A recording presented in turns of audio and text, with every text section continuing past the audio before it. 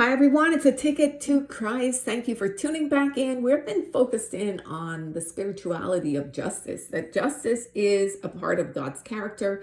And in the kingdom of God, God reigns with justice, right?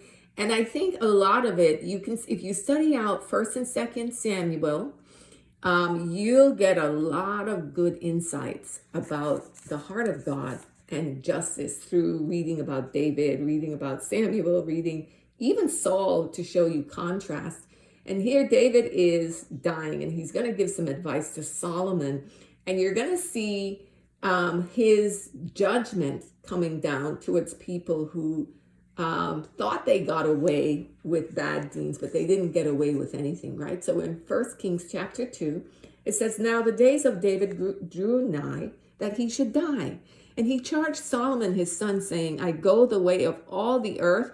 Be thou strong, therefore, and show thyself a man, and keep the charge of the Lord thy God, to walk in his ways, to keep his statutes and his commandments and his judgments and his testimonies, as it is written in the law of Moses, that thou mayest prosper in all that thou doest, and whithersoever thou turnest thyself, that the Lord may continue his word which he spake concerning me, saying, If thy children take heed to their way, to walk before me in truth with all their heart and with all their soul, there shall not fail thee, said he, a man on the throne of Israel.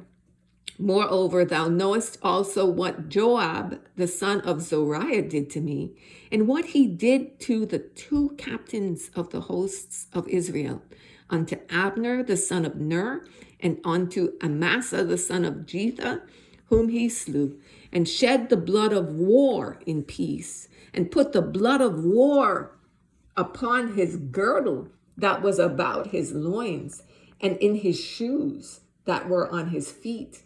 Do therefore according to thy wisdom, and let not his hoar head go down from the grave in peace. But show kindness unto the sons of Barzillai, the Gileadite, and let them be of those that eat at thy table, for so they came to me when I fled because of Absalom thy brother. And behold, thou hast with thee Shimei, the son of Gera, a Benjamite of Bahurim, which cursed me with a grievous curse in the day when I went to Mahanaim. But he came down to meet me at Jordan, and I swear to him by the Lord, saying, I will not put thee to death with the sword. Now therefore hold him not guiltless, for thou art a wise man, and knowest what thou oughtest to do unto him. But his hoar head bring down to the grave with blood." Okay, we can pause there. And if you haven't, it's good to go back and read 1st and 2nd Samuel so you know what he's talking about. So David is dying, and now he's going to settle all the accounts, all the scores, so that the empire, the kingdom of Israel could fall under Solomon and that they could thrive. You know, where you have injustice, you don't have a nation that thrives. It doesn't, because it's spiritually an injustice is done, and that breaks a spiritual principle, because God is just. So it's anti the character of God. So you see here David first. He holds up Joab. Joab was the head of David's army, but when Absalom rebelled against David, David told Joab to deal gently with Absalom, meaning don't kill him for my sake. Joab killed him nevertheless, and he killed him when Absalom was hanging between a tree in his hair with his hair. His hair had caught in a tree. So Joab could very easily have, captured Absalom peacefully, and maybe they could have put him in jail. But Joab murdered him right at the spot against David's wishes, disregarded David, and brought a lot of grief to David.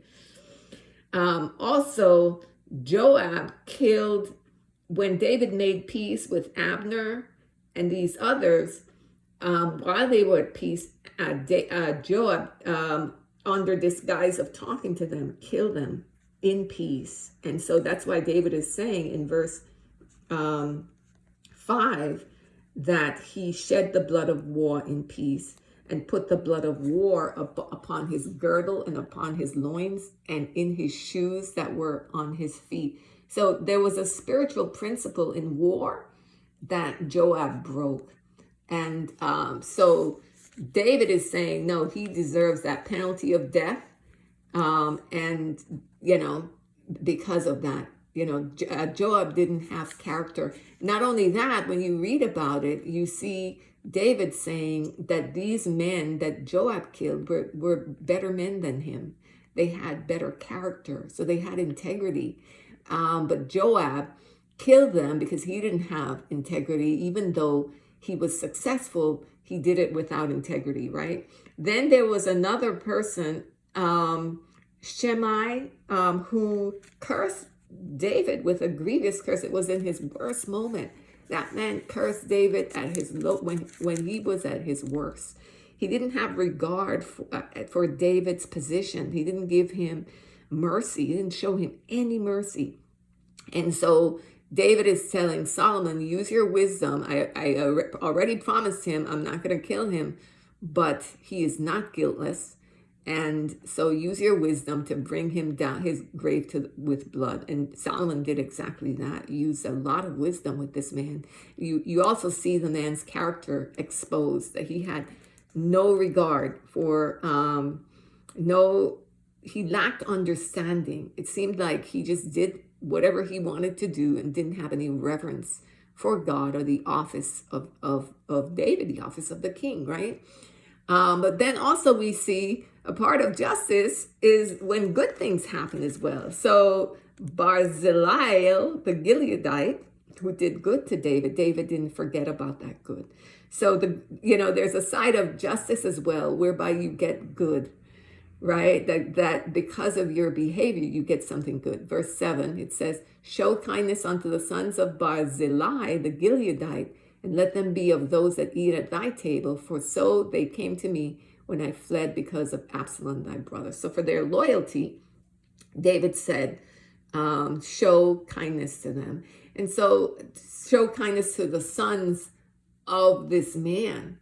And that is incredible that a lot of times, you do something good for someone. It might not come to you, but it might come on your child. Your child might reap the benefits of your good deeds. Your child might reap the benefits of your righteousness, of the things that you did for others that maybe, they didn't do it back to you, but God does not forget, right? So I think that if you're studying through justice, a good thing to study through 1st and 2nd Samuel, because you'll see a lot of the details there. You can also read Chronicles for a lot of the details that are in Samuel to get a bigger picture as well, to see nobody gets away with anything, right? God is just. And a lot of the scriptures that in the things that you see happening with David, they're like a type, a shadow, of how the kingdom of God can operate or operates. They're a shadow of what happens in the New Testament with the Lord, right? And so when you read, it's not, that's Old Testament days. You got to look at the patterns. You got to look at the principles under it and glean what you can, get insight about the character of God. And you see how thorough he is and just how impeccably he is. His character is when it comes to integrity, righteousness, holiness, and when it comes to his word, right? So that can bring you comfort as we're studying through this thing about spiritual justice. Okay, beloved, we'll pick it up again tomorrow. Have a great day.